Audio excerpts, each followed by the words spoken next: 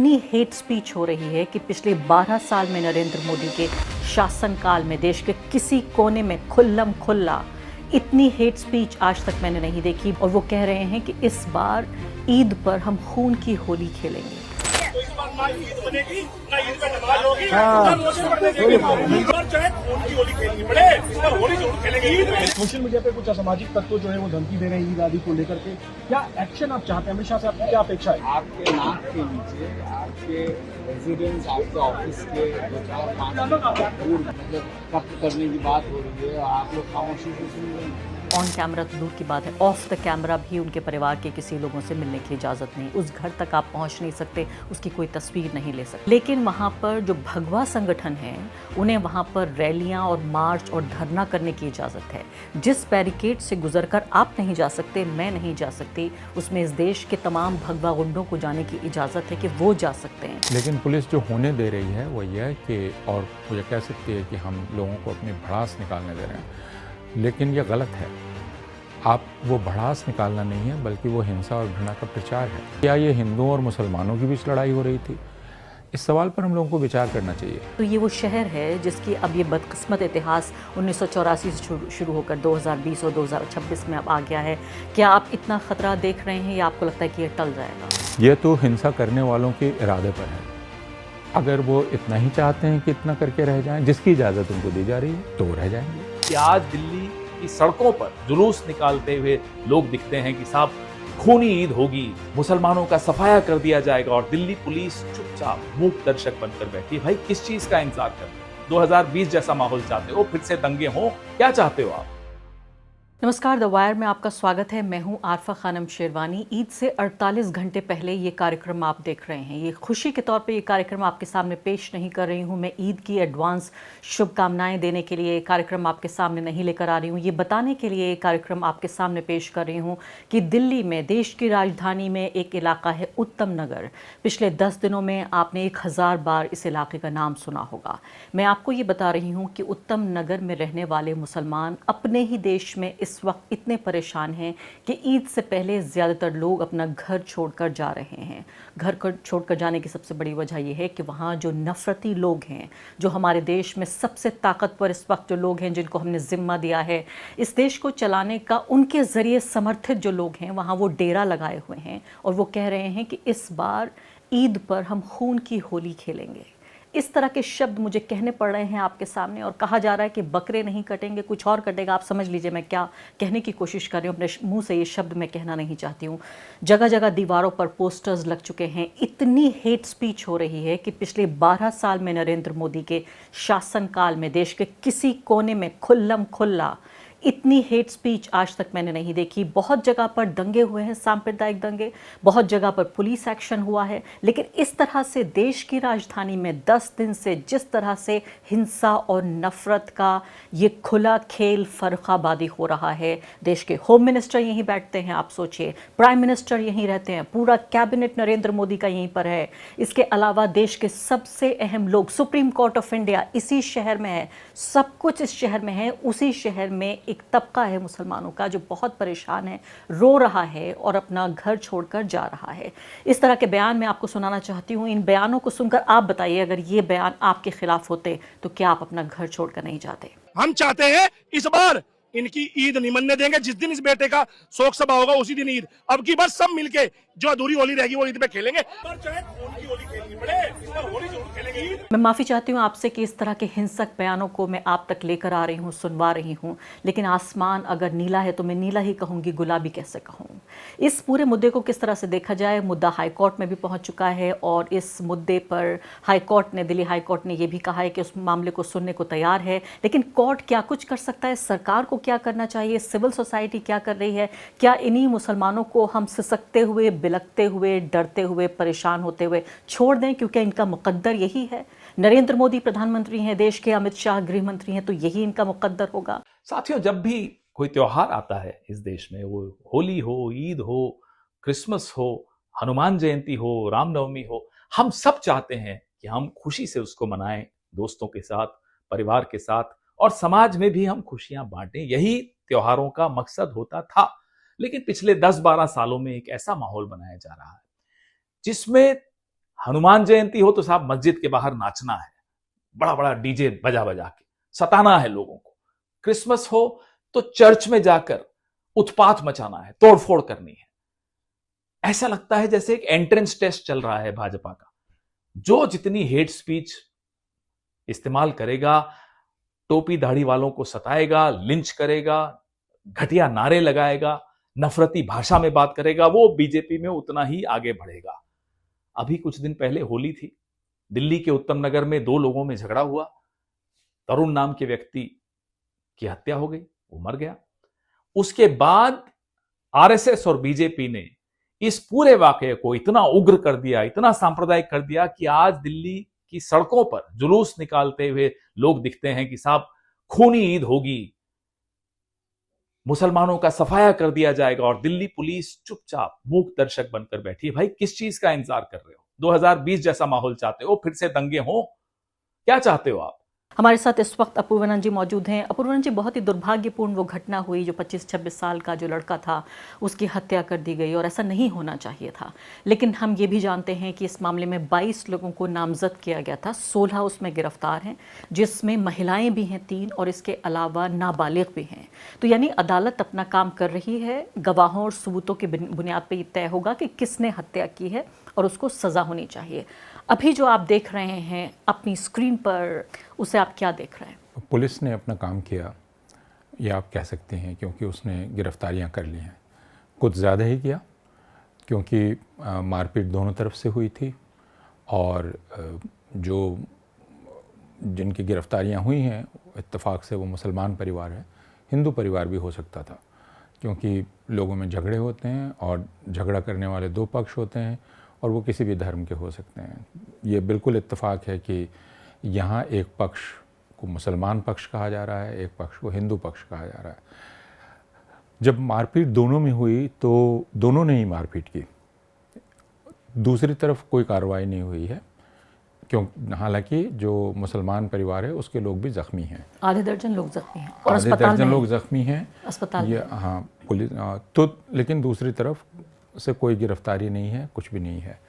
और वह इसलिए कि उस तरफ एक मौत हो गई है, जो इत्तेफाक की बात है। आप मारपीट जब होती है, और जो नहीं होनी चाहिए, लेकिन ऐसी मारपीट हिंदुस्तान में रोज़ाना ही होती है, और रोज़ाना ही इत्तेफाक से कोई कत्ल वैसा होता है, इरादतन भी हो सकता है। यह सब कुछ जांच का विषय है। लेकिन उसके बाद जो कार्रवाई हुई, उसमें सबसे पहली कार्रवाई क्या हुई? पुलिस ने कार्रवाई की, वो ठीक था, लेकिन सरकार ने क्या कार्रवाई की? वह था उसके घर, मुसलमान परिवार के घर को बुलडोज़ करना, उसके एक हिस्से को। ये सरकार की कार्रवाई थी, जो एक नाइंसाफ़ी थी, क्योंकि अगर हत्या होती है तो उसमें कहीं ये नहीं लिखा हुआ है कानून में कि आप किसी का घर तोड़ देंगे।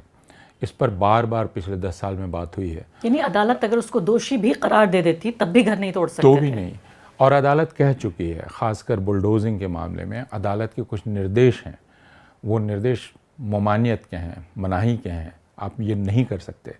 लेकिन दिल्ली जो भी वहाँ की अथॉरिटी थी उसने ये काम किया, और दिल्ली सरकार ने किया। रेखा गुप्ता ने पहुंचकर दिल्ली की मुख्यमंत्री ने जैसा बयान दिया, वो बयान एक मुख्यमंत्री का बयान नहीं है।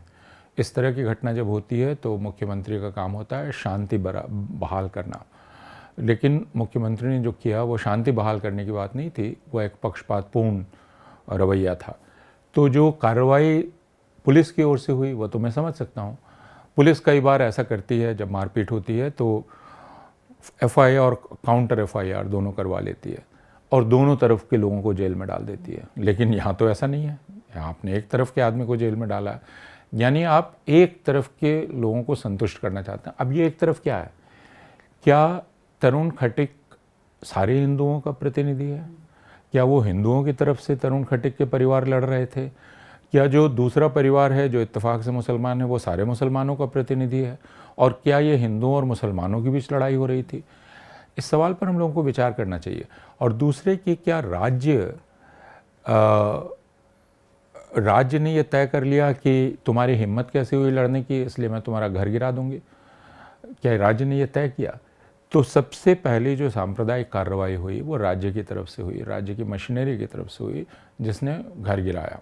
और उसने एक सिग्नल दिया, जो सिग्नल भारतवर्ष में दुर्भाग्य से जो राज्य की मशीनरी है वो जगह जगह देती रही है। जैसे मुझे याद है कि, और अब की ये तो सैकड़ों घटनाएं बुलडोजिंग की हैं, उन कितने को गिनाया जाए। लेकिन मुझे मध्य प्रदेश के डिंडोरी नाम की एक जगह में एक डिस्ट्रिक्ट मैजिस्ट्रेट का ट्वीट याद है, जिन्होंने बहुत शान से ट्वीट किया कि ये फ़लाँ मुसलमान लड़का और उसने एक हिंदू लड़की से शादी कर ली, मैंने उसका घर गिरा दिया और उसकी दुकान गिरा दी। उन्होंने ट्वीट किया, जबकि वो शादी जायज़ शादी थी, हाई कोर्ट ने उसको प्रोटेक्शन दिया था, लेकिन डीएम ने शान से ट्वीट किया कि मैंने घर गिरा दिया।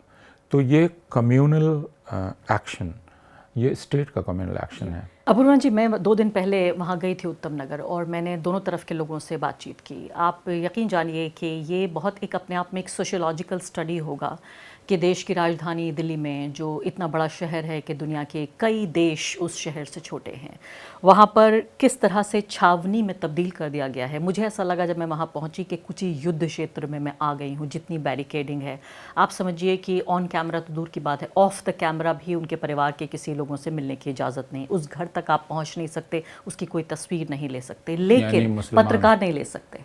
लेकिन वहाँ पर जो भगवा संगठन है, उन्हें वहाँ पर रैलियाँ और मार्च और धरना करने की इजाज़त है।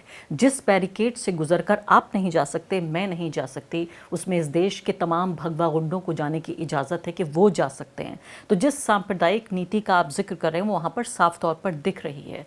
मैं ये समझना चाहती हूँ कि जब वो पोस्टर लगा रहे हैं वो लोग, और जो मुसलमान परेशान हो रहे हैं, इसमें अब कौन क्या कर सकता है? राज्य कर सकता है, अदालत कर सकती है, पुलिस कर सकती है। मुझे परसों मेरे कुछ मित्रों ने बतलाया, association of protection of civil rights के लोगों ने, कि कुछ जगह से पुलिस ने पोस्टर फाड़े हैं, जो कि अच्छी बात है। लेकिन पुलिस जो होने दे रही है वो यह है कि, और वो ये कह सकती है कि हम लोगों को अपनी भड़ास निकालने दे रहे हैं, लेकिन यह गलत है। आप वो भड़ास निकालना नहीं है, बल्कि वो हिंसा और घृणा का प्रचार है, और उसके असली मानी हैं। हिंसा तभी नहीं होती जब खून बहता है। आप अगर मेरे मुंह पर मुझे गाली दे रहे हैं, मुझे जान की धमकी दे रहे हैं, तो मेरे साथ कुछ होता है, मेरा कुछ होता है। इस बात ये, और सबसे आसान तरीका है इस पे सोचने का कि क्या यही अगर दूसरा पक्ष करता तो आप इसकी इजाज़त देते? कतई नहीं देते। सबसे आसान तरीका लोगों ने जांच करने का कहा है कि तुम खुद दूसरे के जूते में अपना पाँव डाल के देखो और सोचो कि क्या तुमको कैसा लगता। तो जब वह चीज़ मुनासिब नहीं है वहाँ, तो यहाँ कैसे मुनासिब है? तो जो रोक सकते हैं, अदालत है। आज APCR अदालत गई है, अदालत ने सुनने का वादा किया है और अभी शायद सुनवाई होगी, उन्होंने लंच के बाद कहा था। तो हमें ये देखना है कि अदालत इसको अर्जेंट मानती है कि नहीं। हम जहाँ निराश हैं वो राज्य सरकार से निराश हैं, हम जहाँ निराश हैं वहाँ पुलिस से निराश हैं, क्योंकि पुलिस ने यह हिंसक प्रचार होने दिया है। पिछले 10 दिन हो गए शायद। जी हाँ, 10 दिन से ज़्यादा हो गए, क्योंकि 4 तारीख की ये घटना है और उसके बाद ये हुआ। तो ये लगातार हिंसक प्रचार चल रहा है। पुलिस ने इसका कोई इंतज़ाम नहीं किया। मुझे जो पता चला कि कुछ परिवार छोड़ के गए हैं वहाँ से। अब इसकी वजह ये बतलाई जा सकती है कि साहब ईद थी तो वो चले गए, लेकिन ये देखना चाहिए कि क्या ईद में हर साल वो घर चले जाते हैं, गांव चले जाते हैं? नहीं, मैंने उन परिवारों से बात की अपूर्वा जी, तो ये कोई शक की बात भी नहीं है। और मैंने बात की कई दिन पहले, जब तक ये पोस्टर्स नहीं लगे हुए थे, खून की होली की बातें नहीं हो रही थी, तब मुझे लोगों ने बताया कि उनकी बेटियाँ ईद पर अपने घर आती थी, उनको मना कर दिया गया है। जो बेटियाँ यहाँ से जाने वाली थीं उनको पहले भेज दिया गया है। लोगों ने रो रो के मुझे सामने कैमरे पर तमाम बातें कही हैं। तो फिर आपके पास सबूत है कि लोग दरअसल डर के मारे जा रहे हैं। और ये राज्य सरकार की असफलता है, ये पुलिस की असफलता है कि आपके निगरानी में लोग चैन महसूस नहीं कर रहे हैं। तो ये तो सबसे ज़्यादा शर्म की और बात। मैं तो आपसे एक बिल्कुल सीधा सवाल पूछना चाहती हूँ कि जब लोग कानून अपने हाथ में ले रहे हैं, ये भगवा संगठन, बजरंग दल और VHP और भी कोई और लोग हैं वहाँ पर, तो इसका मतलब राज्य सरकार का इकबाल खत्म हो चुका है। क्या मुख्यमंत्री को इस्तीफा नहीं देना चाहिए? गलत कह रहे हैं। वो उसमें शामिल है, हमें इस तरह से कहना चाहिए। ये बिना राज्य सरकार की शिरकत के और बिना पुलिस की शिरकत के मुमकिन नहीं है। तो इस्तीफा देने से बात अब आगे बढ़ चुकी है। उनको बर्खास्त किया जाना चाहिए, लेकिन बर्खास्त कौन करेगा? क्योंकि वो अपने संवैधानिक कर्तव्य का निर्वाह करने में असफल रहे हैं, बल्कि उसके खिलाफ काम कर रहे हैं। असम के मुख्यमंत्री क्या कर रहे हैं, उत्तर प्रदेश के मुख्यमंत्री क्या करते हैं, भारत के प्रधानमंत्री क्या करते हैं? तो ये सारे लोग जो इनका संवैधानिक दायित्व है उसके ठीक खिलाफ काम कर रहे हैं। इनका दायित्व है बिना भेदभाव के आपको हर शहरी की हिफाजत की गारंटी करनी है। उस काम में ये सिर्फ असफल नहीं हुए हैं बल्कि उसके खिलाफ काम कर। लेकिन रेखा गुप्ता तो इस तरह के हेट स्पीचेस के लिए नहीं जानी जाती। मुझे याद नहीं है पिछली बार उन्होंने कब मुसलमानों के खिलाफ कोई बयान दिया था। उन्होंने ये होने दिया है, साइलेंट अप्रूवल है। अगर हो रहा है तो इसको मैं अप्रूवल के अलावा क्या मान सकता वो हूँ। कहेंगे दिल्ली पुलिस तो मेरे अंदर भी नहीं आती है, उनके अंडर काम नहीं करती दिल्ली पुलिस। लेकिन वो भारतीय जनता पार्टी की नेता हैं, वो ये कह सकती हैं गृह मंत्री को, वो पुलिस को कह सकती हैं, वो बैठक कर सकती हैं कमिश्नर पुलिस के साथ, वो लेफ्टिनेंट गवर्नर के साथ बैठक कर सकती हैं। लेफ्टिनेंट गवर्नर एक सिख हैं, एक अल्पसंख्यक समुदाय के सदस्य हैं। लेफ्टिनेंट गवर्नर असफल हैं, उनकी बड़ी तारीफ़ें मैंने पढ़ी, शायद वो डिप्लोमेटिक करियर से आते हैं, उनकी पूरी तरबियत हुई होगी एक सेक्युलर में, वो माइनॉरिटीज़ के डर को जानते हैं। उन्होंने कोई इंटरवेंशन नहीं किया है, अदालत ने कोई इंटरवेंशन नहीं किया। यहाँ सुप्रीम कोर्ट बैठा हुआ है, हाई कोर्ट बैठा हुआ है, उसके निर्देशों की खुलेआम धज्जी उड़ रही है। पहले घर बुलडोज हुआ, उसके बाद ये हेट स्पीचेस हो रही है जो सुप्रीम कोर्ट के डायरेक्टिव के खिलाफ है।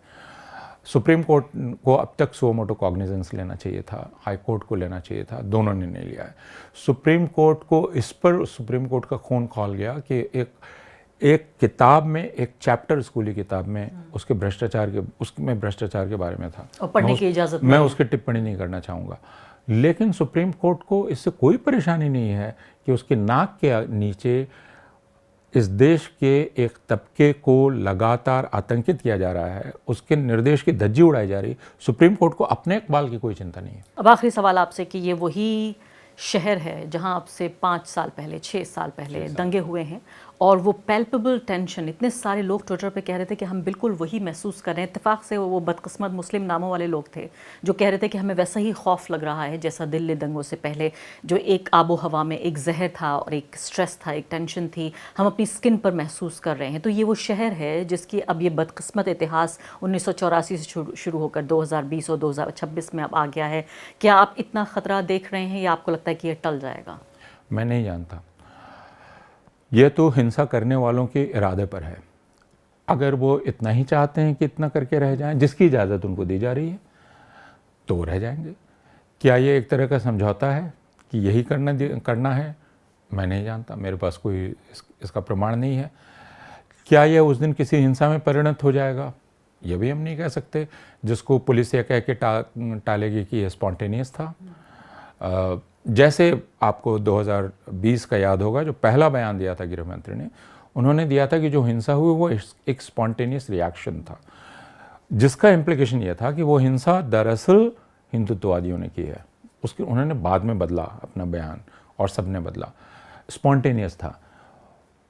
पुलिस के बहुत सारे उस वक्त की जो बातचीत थी लोगों के साथ, उसमें भी यह था कि ये स्पॉन्टेनियस रिएक्शन है।